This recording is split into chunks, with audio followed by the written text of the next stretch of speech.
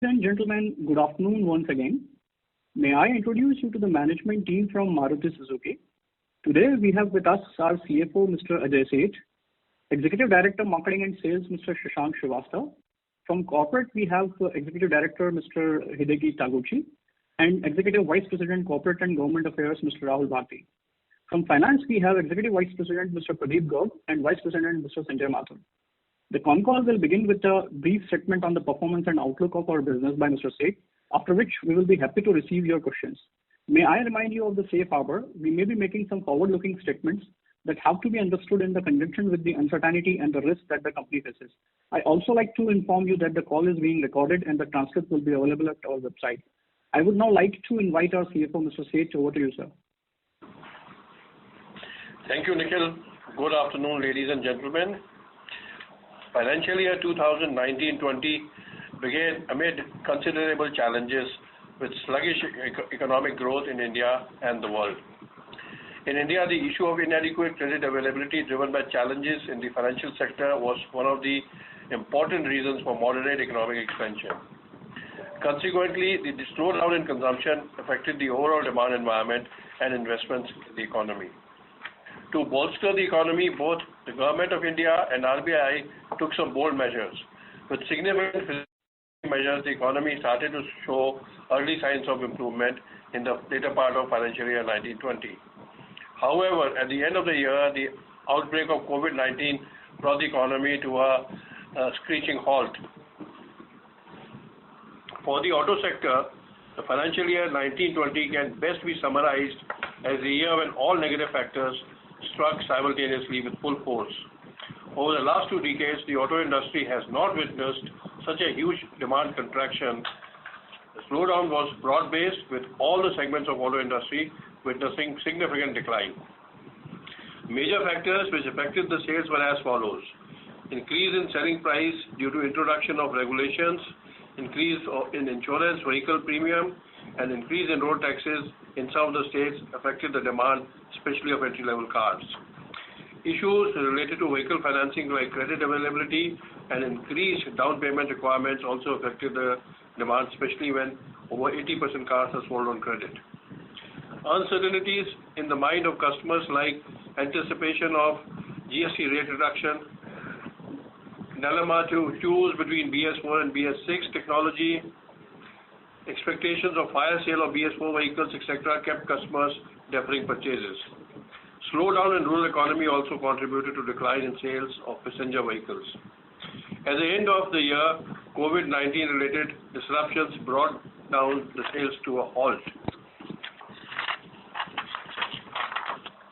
Amid weak market demand with fewer walk-in customers to the showroom, the company increased its efforts to reach out to customers. The targeted digital campaigns through hyper-local activity were stepped up to identify potential customers. The inquiries for new car buying through digital platform witnessed multi-fold increase during the year. Given the issue in credit availability in both working capital financing for dealers and retail financing for consumers, the company established tie-ups with leading scheduled commercial banks, NBFCs and regional rural banks in order to ensure the credit availability at competitive interest rates with low down payment requirements.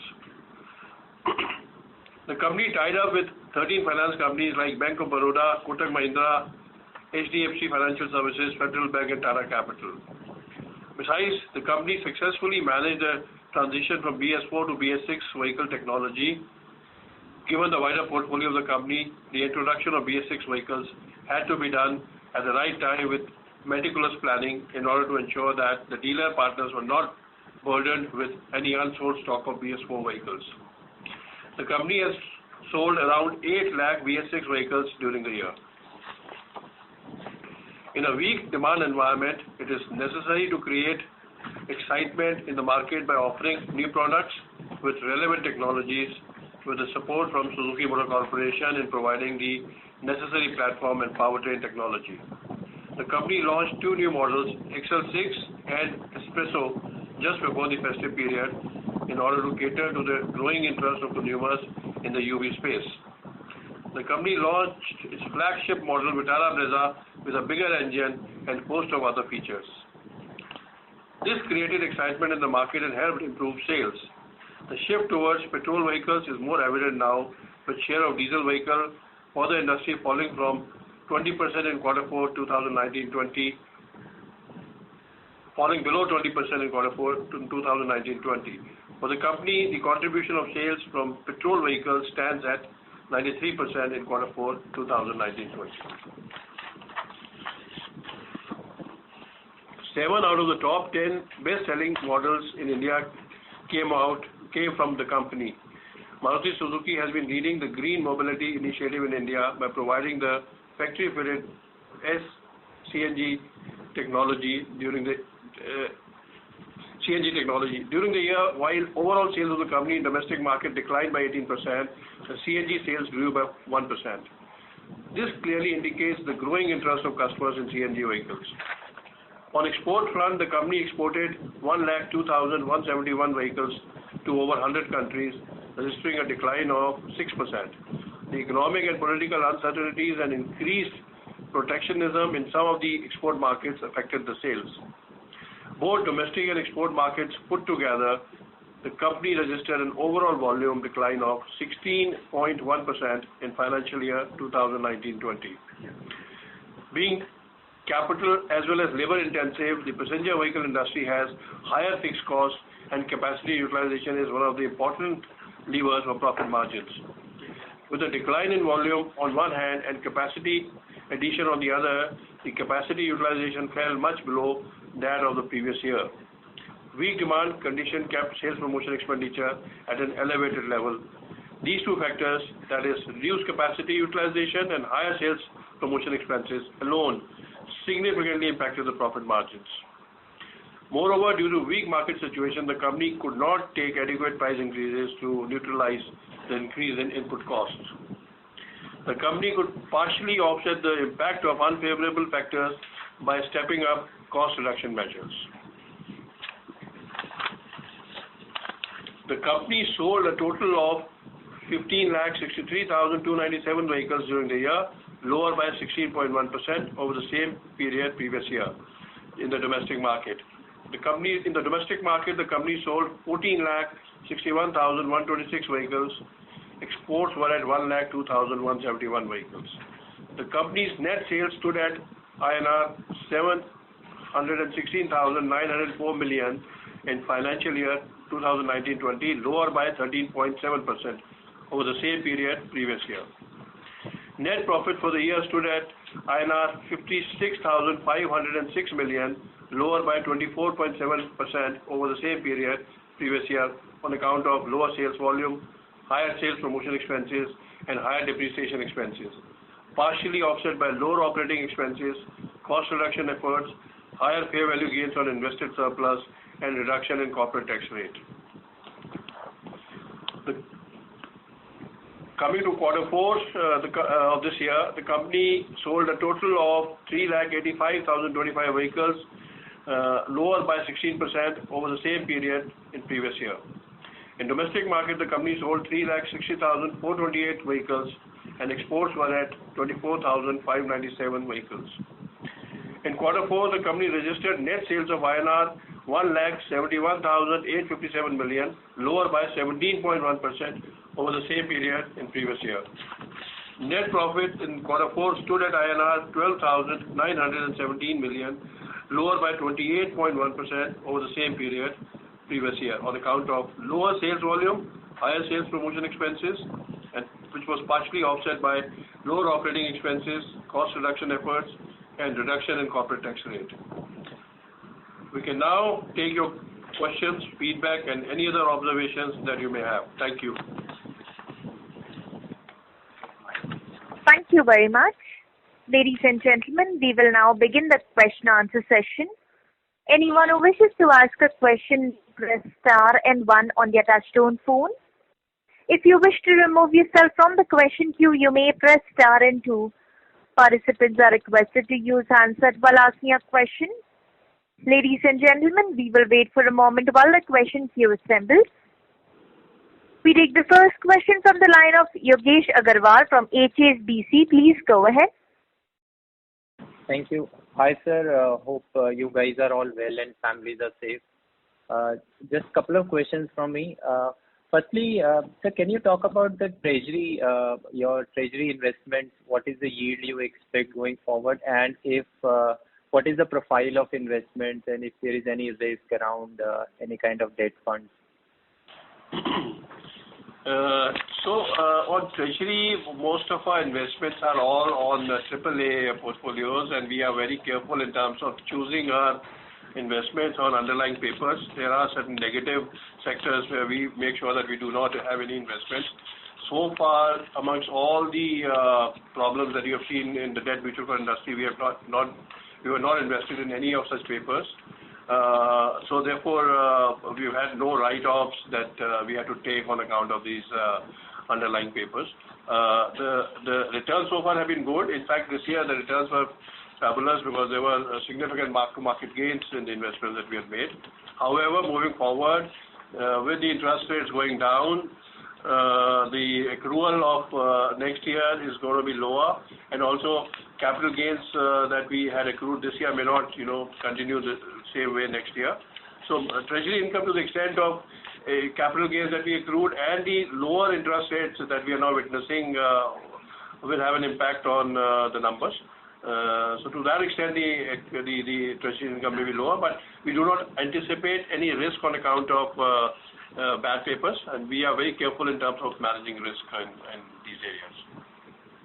Okay, great. Thanks, sir. And sir, secondly, is there some change of accounting because last quarter, like some of the stuff is moved from COGS to other income for last quarter and the previous quarter around purchase of stock in trade? No, I'm not able to get your question. What has moved from stock and trade to?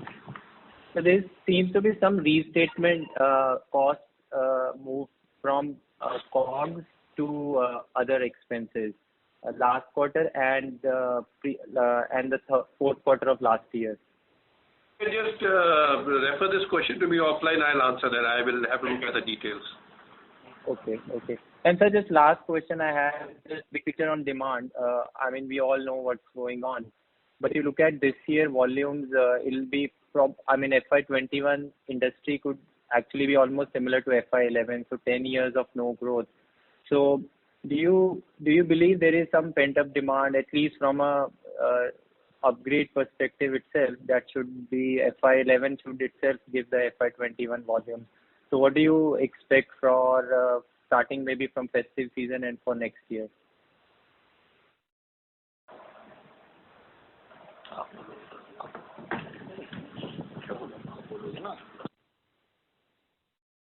So Shashank, can you please take this question?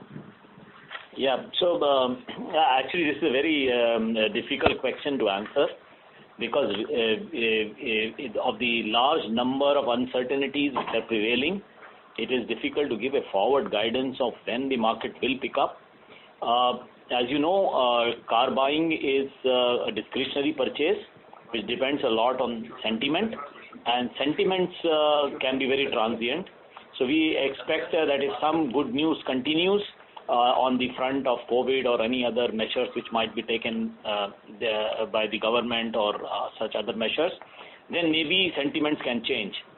But very difficult, and I think going forward, maybe in the next couple of months would make it much clearer what the ultimate demand is going to be.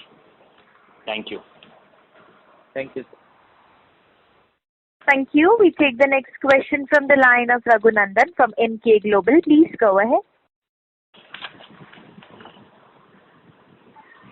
Thank you, sir, for the opportunity. A couple of questions. Firstly, in terms of customer psychology, would you expect customers to downtrade given the mindset could be towards cash conservation? Also, do you expect a shift from shared mobility and public transportation towards car ownership? Please go ahead, Shashank. Yes, I think this is one of the most common questions being asked.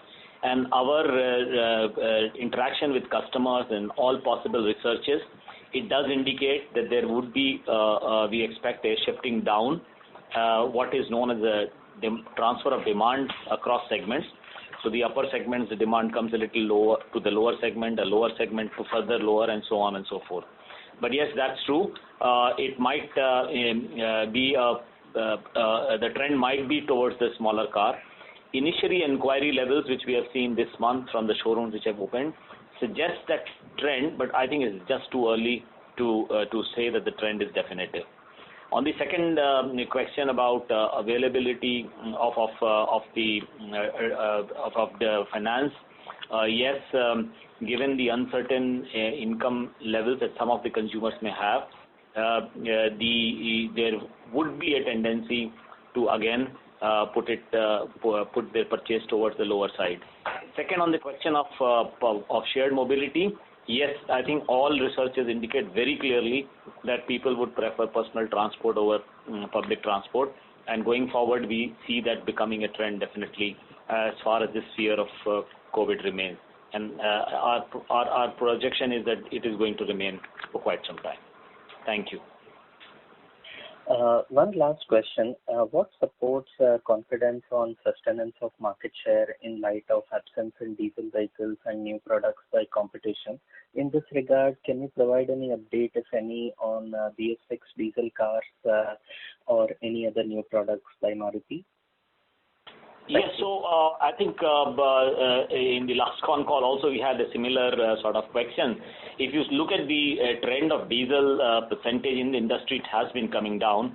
Last year it came down from about 37% to about 29% in the industry. However, if you look at figures in March and February, it is less than 15%. So the share of diesel percentage has been coming down, and one of the main reasons why this is happening is because the fuel price difference between a liter of diesel and a liter of petrol has significantly come down. In fact, if you remember, just a few days back, Delhi government announced increase in diesel prices of 7 rupee 10 paise and increase, I think, of 1 rupee or 60 paise in petrol, significantly reducing the gap between diesel and petrol to less than 2 rupees. So that, along with the initial cost of acquisition of diesel of BS6 being very high, because remember BS6 diesel, the conversion cost is much more for a diesel than a gasoline. So seeing the big difference between the initial cost of acquisition, which is now close to 150,000 for most cars, or 150 to 180,000 range, and the decrease in the difference between for the running cost, I think either way, it looks as if the diesel percentage is going to further reduce.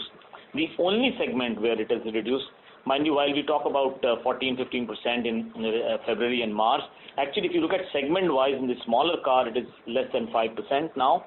It's only in the SUV category that there is, and that too in the mid SUV and upper mid category of SUV, that there is a significant percentage of diesel. But the initial demand for the new launches of the competition in the SUV category also indicates whether it's a Seltos or whether it is Hector or even Creta. It does indicate that there is a lot of traction for gasoline even in those segments.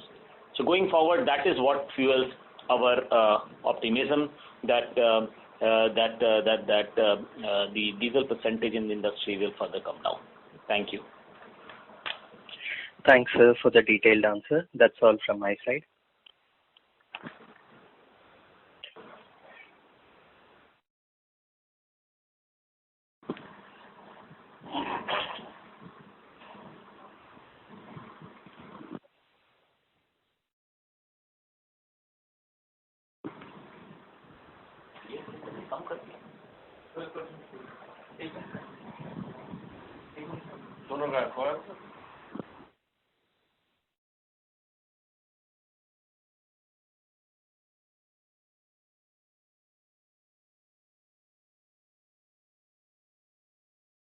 Hello? Hello? Hey, nobody's responding. Hello? Rahul? Janice, are you able to take the next question? Sure, sir. We have the next question from the line of Pramod Kumar from Goldman Sachs. Please go ahead. Yeah, thanks a lot for the opportunity, and trust all the employees and stakeholders are doing fine. So my question remains on the demand track. Just wanted to understand if you can share a broad breakdown of your customer profile, like You've already shared that close to 39% of your demand comes from rural. On the same lines, if you can just share how much of your customer comes from the government and the SOE related sector, and how many are like professionals or self-employed and the business community. So if you can just help us understand the customer profile will be great. And also, I heard you talk about consumer sentiments more than affordability while answering the previous questions. So in your view, do you think that customer affordability in the current scenario is not going to take a big hit and it's more a matter of sentiment which should heal? And if so, if you can just explain a bit more about that to us, because generally the perception is that affordability is taking a bigger hit here because of the economic dislocation. Yeah, so I'll take the second part of your question. Actually, the affordability part also is a big part of the sentiment. So it's not as if they are mutually exclusive. A lot of sentiment is obviously affected by the employment opportunities or loss of it, or the salary levels, or the loss of income otherwise. So I think these two are related, and obviously, and I think I mentioned it in one of the questions which was asked earlier, that there will be an effect of lower income levels, not only on sentiment but also on the affordability. And this was a question, this was an answer I gave in response to the question whether people will go down in terms of their the choice of their car as far as segment is concerned. So I think both are not mutually exclusive. The reason I mentioned sentiment more was because it's very transient, and sometimes it has a very disproportionate effect on sales. And second, that it is also can change to the for the better, just as it can change for the worse. So that is the thing, and the reason I mentioned sentiment first was regarding the uncertainty, because it's transient and it also gives a very disproportionate effect on the sales. As regards your first question about the consumer profiling, and of course you mentioned about rural and urban division.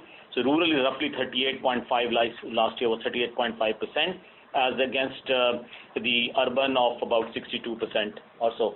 So that is one way of profiling. On the other part which you asked about salaried or business or self-employed, etc., roughly I can give you the figure. Salaried is roughly about 46% of our this thing. People with businesses are about 35%, roughly 33-35. Self-employed are about 11 to 15%, and the rest about 9 or 8% are others. Others include people who are retired or housewives or things like that. And within the salaried 45%, the rough division is 50-50 for government and private. That is the customer profiling that you referred to.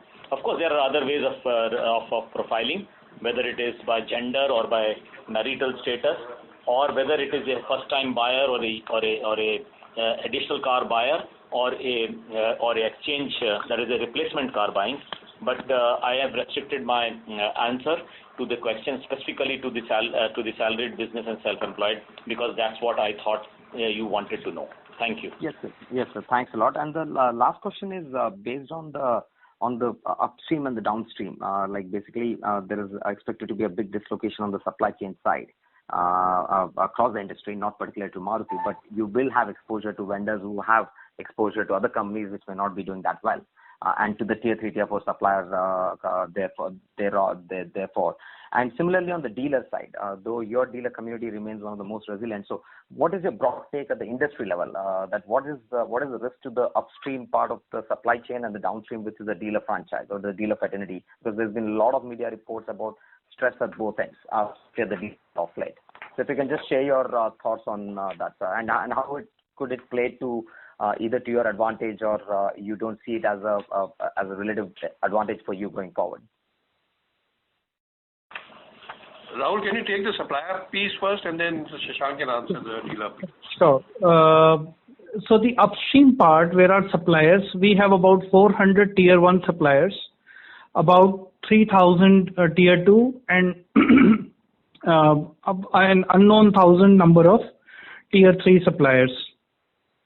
They are spread across, these suppliers are spread across mostly 9 states. And at any point of time, there are about 20 or 30 of them who fall in some kind of restriction or the other. However, with the recent speech of the Prime Minister, we are hopeful that there are signals that economic activity and industrial activity will be opened up. We are also giving confidence to the government, giving very strong safety protocols where the risk of operation and the risk of spread at the workplace is minimal. So we have some kind of optimism that these the upstream supply chain will be able to very slowly and gradually start delivering components to the plant. For our Manesar plant has started production yesterday. Gurgaon should follow suit maybe in the next week. Gujarat, there are lots of doubts because there are many cases around the COVID positive cases around the plant. So Gujarat continues to be in a doubt. So slowly and gradually, we should be able to raise our industrial the level of production. However, this is subject to further spread of the disease and any further news flow that we may hear. So we'll keep updating you along the course. On sales and service, Shashank-san, may kindly brief. Yeah, so I think regarding the prospects, the financial prospects of the dealers going forward, one of the major concern areas is of course the cash flows, because since the lockdown there has been no retail, except that in the very recently we started opening the outlets. We have actually more than 1,000 outlets now open, and we have delivered close to 2,500 cars already. So the wheels of cash flow have started moving. But yes, going forward, this is an area of concern, and that's the reason why we have been supporting the dealers with their cash flows by way of support on their stock, and also by cash transfers of incentive, the dealer reserve funds, and so on and so forth. Going forward, I think it will clearly depend on how quickly they can do the retail, because there is part of the expense which is fixed, which includes wages and rents, and I think that is where the key is, how quickly the retails can happen. And going forward, I think Maruti Suzuki dealers are in a much better position because of the very robust business model that we have built over the years, which includes the revenue streams not only from car sales but also importantly from service, from extended warranty, Maruti insurance, finance, and accessories. And I think some of these have actually flourished even in the month of April. If you see the Maruti insurance renewal we have done from the web, in fact more than 3 lakh and renewal, the thing leading to income levels of almost 30 crore for the dealers. So I think the robust model which we have built over the years will be very significant competitive edge for us going forward, especially in stress situations like we find today. Thank you. Thanks a lot, sir. Thanks a lot, and take care and stay safe. Thank you. Bye. You too. Thank you. We take the next question from the line of Amin Pirani from CLSA. Please go ahead. Yes, hi. Thanks for the opportunity. My first question was on, how much digitization have you been able to build into the sales process, in the sense that what were the things that were already possible, online before COVID? What are the things that you have managed to take online, and what is the way forward? Because I guess for every OEM, I think that is the way forward. So just would like to hear, where are we placed on that journey currently?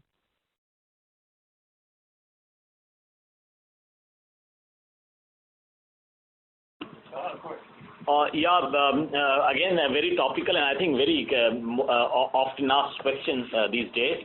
Actually, we have been doing this research on consumer buying process for the last, from the point of view of digitalization for the last 3 years.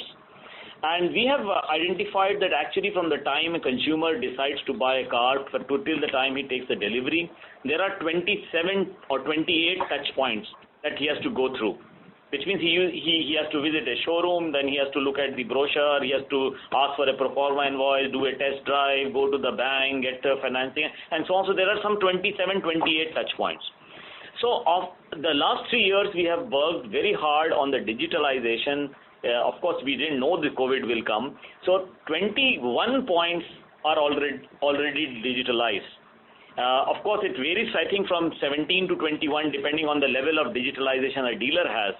But the balance which are remaining, and I think your question pertained also to touch upon that aspect, is largely the financing part and the test drive part.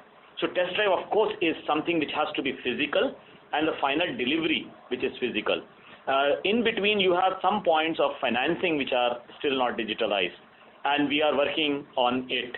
Hopefully, very shortly, we'll be able to do that as well. As regards delivery and test drive, we have now been able to schedule things digitally, but of course the actual delivery has to be physical, even if it is at somebody's home, at consumer's home, and as much contactless as possible, as we are trying to do in the current COVID situation, it will still be physical. So I think of the remaining 5-6 touch points, we are on our way to digitalize four of them. Hopefully, going forward, we'll have some such bigger digitalization projects like a virtual test drive and so on and so forth going forward. This is the state of digitalization as far as Maruti Suzuki is concerned. Thank you.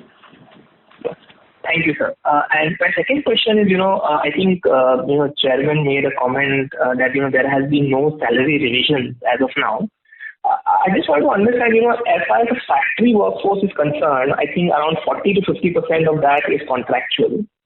So given that, capacity utilization remain very low and is likely to remain quite low, for the next few weeks at least, how does the, payment of contractual workers work? I mean, I'm assuming that permanent workers will continue to be paid even if there is no production.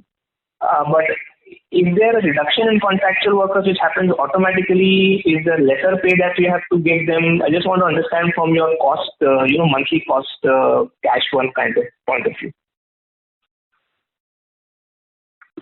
So, see, the way it works is that we have permanent manpower and we have temporary and contractual manpower, and the reason why we have this is that the production has seasonality, and therefore it varies month to month, and therefore you have to adjust it based on what manpower is adequate for that particular period. So this is an ongoing thing. So whenever we have lesser production, obviously the manpower to that extent is adjusted. Now, being force majeure this time around, we had to accommodate everybody. But as we move along, the salary would total headcount will depend on what is exactly required in the factory in terms of the production. And this is not a case now. This has been the case for many years that we have been working. Okay. And so just one last question, if I can squeeze in. I think there's an announcement on the reduction of capex also for FY21 to something like 29 billion. So if you will just update us, what was the final spend in FY20 and what are the areas in FY21 where we are reducing the spend? That would be helpful. The spend in 1920 was 3,248 crores, so 3,248 crores. And FY 2021 will be about 2,700 crores of cash flow that we're going to incur. Okay. Obviously, we are not sacrificing any of our long-term plans, but wherever we think that the expenditure could have been deferred, we have deferred. But no project-related plans which are long-term are being deferred. I think that's something that Chairman mentioned in his press conference also, that the focus and the confidence in the economy remains intact over a longer period of time, and therefore we will not forego something that we think is doable from a long-term point of view. Okay, sir. Thank you. I'll come back to the queue. Thank you. Before we take the next question, I'd like to remind all participants, please limit your question to one per participant. You may come back in the question queue if you have a follow-up. We take the next question from the line of Binay Singh from Morgan Stanley. Please go ahead. Hi, team. Thanks for the opportunity. In the press release, you state that in the fourth quarter, you had the BS4 discontinuation cost. Could you share that and the discount number? And secondly, we've seen discounts have been quite high in the last 3 quarters, while visibility on FY21 is low. But how do you see discounts trending from current levels? We are not able to hear the first part of your question. Hi, I'll repeat my question again. So firstly, could you share with us what was the BS4 discontinuation cost in the March quarter and the discounts in March quarter? So the BS4 discontinuation cost, we had taken a write-off of about 125 crores, which is including vendors and the stock that we had in-house. So that's the obsolescence that we had on account of the BS4 stock components that we had in the company. And on discounts, quarter 4 discounts were at 19,051, which compares to 15,124 same period last year. And the BS4 discontinuation cost is in other expenses? BS discontinuation. One moment. It's built in the material cost, so that ratio of material cost will reflect the cost of obsolescence of stocks. Right. And just could you comment a little about how do you see discounts going ahead? At least the visibility that you have near term, because we've seen very elevated level of discounting because of one sector or the other in the last 2-3 quarters. Shashank, would you like to take this? Yeah. Again, as I said, this is obviously depending on the market situation. Going forward, there are some, on the supply side, there is likely to be some constraint going forward till it becomes normal, both from the supply chain perspective and production perspective. However, on the other hand, we also have about some stock at the dealership. So I think this is a fine balance currently. It all depends on how the demand pans out going forward. And that part is, of course, uncertain. But of course, I think the discount level will obviously vary from region to region, from model to model. And let's see how it goes from here. At this moment, it's very difficult to say whether this discount levels will come down or go up. Thank you. Right. Just if one, you issued a press release on the Toyota Brezza. So the Brezza going to Toyota. Any timeline on that when does Maruti start dispatching the Brezza? Rahul, can you take this?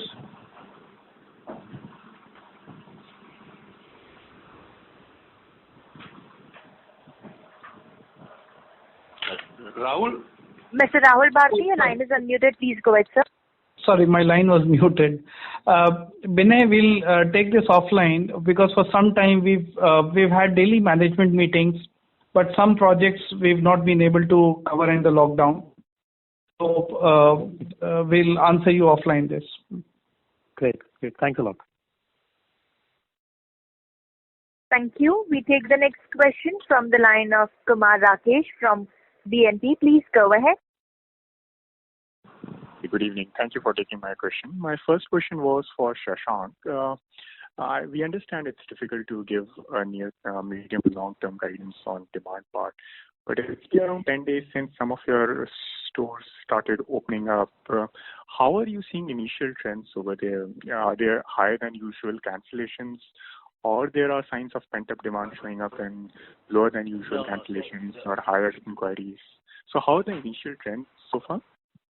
Yeah, so trends are, as I said, most of the people who have taken deliveries are people who have either inquired about the car or booked the vehicle because they wanted to take the delivery in March or April, but missed out because of this lockdown thing. But at the moment, I think the only because remember it's only 5th or 4th that we started some of our stores, and now slowly the number of outlets which are opening are going up. As I mentioned, it is about 1,100 now. But I think the only trend which seems to be, as far as inquiries state is concerned, is that the demand for the lower end hatches seem to have a higher percentage, in percentage terms, a higher demand as far as inquiry levels are concerned. So it's very, very early, and therefore I'm so hesitant to talk about any patterns which we see in the demand. So also some of our markets like Mumbai and Chennai and all are a little muted because of this COVID thing. So I sorry that I will not be able to give you a clear trend, but the only trend which seems to be significant is the demand towards the lower side of the spectrum. Thank you. Thank you. That's understandable. My next question was to Ajay. Sir, I'm so sorry to interrupt, but may I please request you to rejoin the queue for your follow-up, as we have people waiting for the turn. Thank you. Also, before we take the next question, I'd like to remind all participants, please limit your question to one per participant only. Next question is from the line of Gunjan Prithyani from JP Morgan. Please go ahead.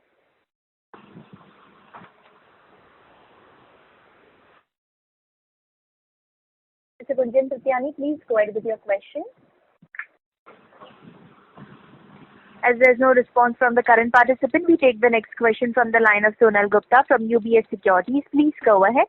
Yeah, hi. Good afternoon. Thanks for taking my question. Sir, just a couple of housekeeping questions. First, wanted to get a sense of what is the royalty rate for the quarter and what were the export revenues for the quarter? The royalty rate was 5.4% for this quarter. Largely because the exchange rate was unfavorable by the end of March, so that's the reason. But for the full year, royalty is at 5.3%. Export realization this quarter was at 1,119 million rupees. So, crores, sorry, 1,119 crores. Okay.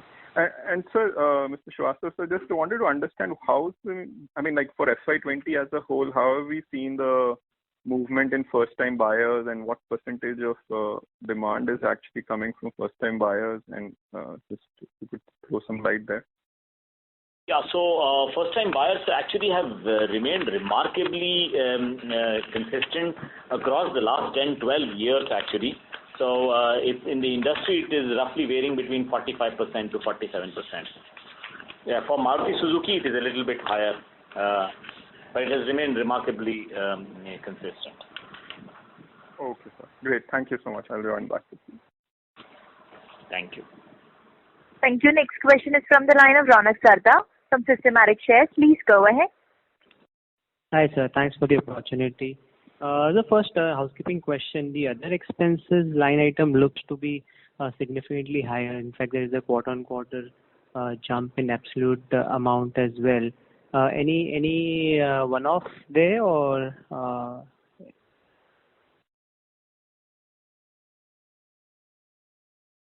There's a little bit of regrouping that has been done.